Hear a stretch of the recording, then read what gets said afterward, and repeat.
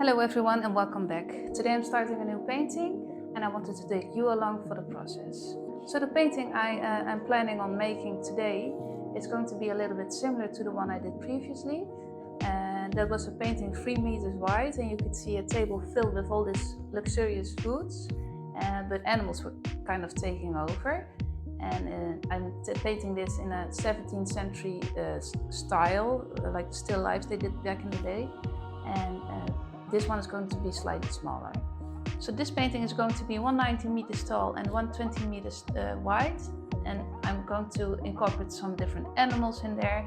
But I wanted to get the same sense of abundance and storytelling. And I want to try some different elements in here as well.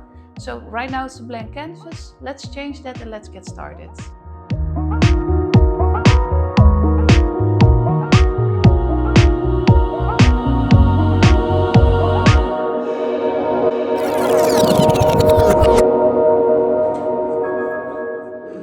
Before I even touch the canvas or even order it, I already spent a lot of time creating the composition. I don't have a photographic memory, so I really have to have that carefully planned sketch. And this step is really crucial because this helps me to establish the overall structure and balance and the storytelling of the painting.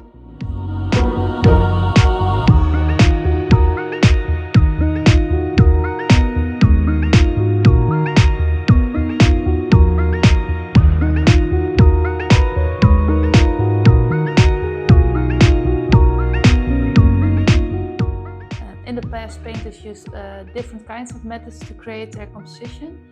For example, it is believed that Rembrandt used a small model setup, almost like a miniature stage. In this way he could arrange the figures and the lights before he committed to a final composition on the canvas.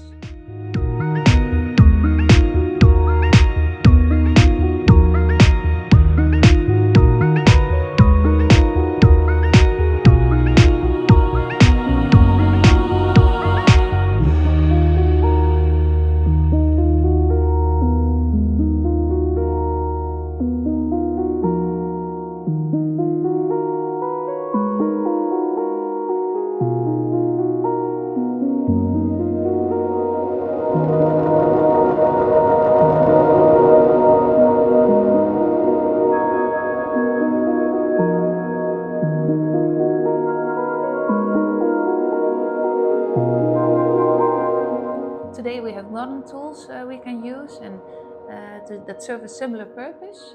I use those digital methods too, like the computer and the camera, to make my arrangements and make my composition before I start painting.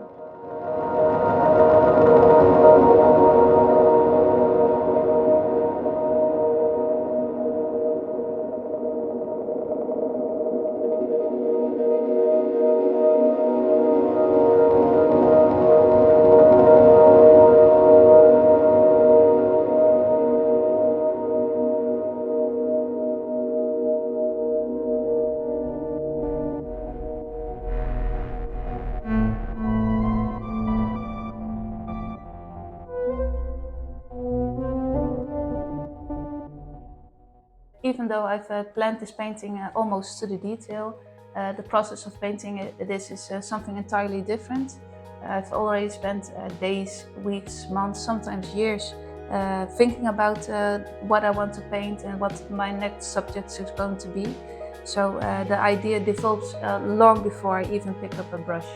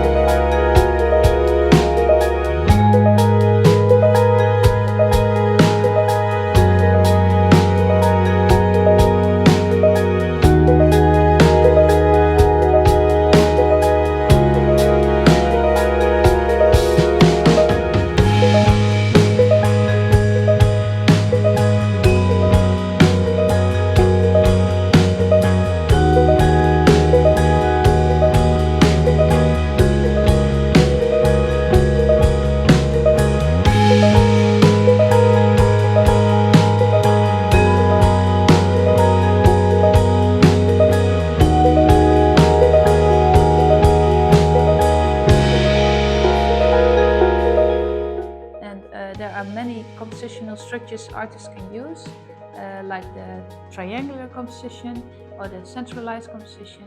And you will see that I'm going to use the triangular composition on the painting I'm working on now.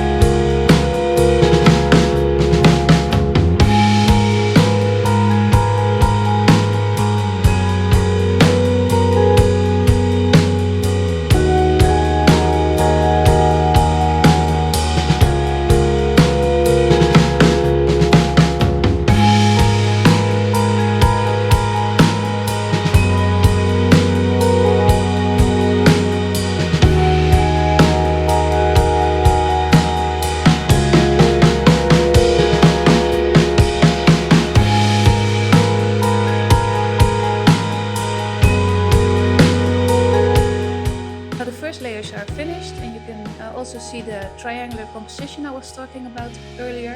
And I'm going to let this dry now before I start working on those details. And in the next video I'm going to show you how I'm going to refine those shapes and make this scene come to life.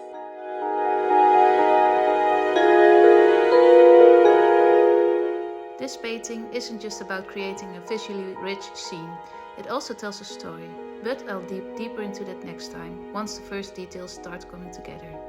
So make sure to subscribe if you want to follow along, and I'll see you in the next one.